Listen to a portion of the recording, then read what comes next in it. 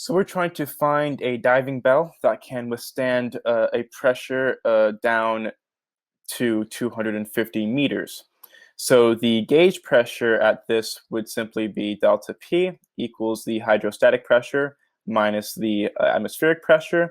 And this is going to be simply the density of the water times the acceleration due to gravity times the height or the depth of the water.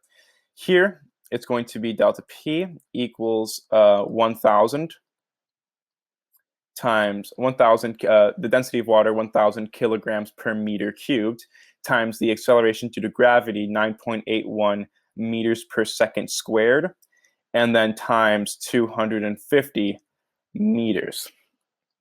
This is going to give us a gauge pressure of 2,452,500 pascals. Now, at this point, they're asking us what is the force due to the air inside of the diving bell and the water outside of the diving bell, given that the pressure inside of the diving bell is equal to P sub O, or the atmospheric pressure. Here, this is simply going to be a force equals the pressure at this depth times the cross-sectional area, or rather just the area of that, the cross-sectional area of the bell, which is simply just the area of a circle. Here it's going to be 2,452,500 pascals times pi times the radius squared. And the radius here is going to be, we have the diameter of 30 centimeters.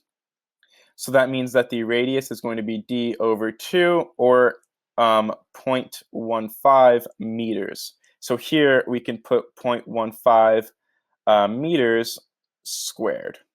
And we find that the force here is going to be 173,357.01 Newton.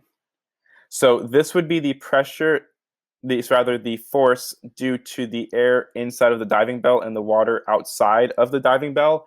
And then this is simply the pressure, the gauge pressure at a depth of 250 meters. And that's the end of the solution. Thank you for watching.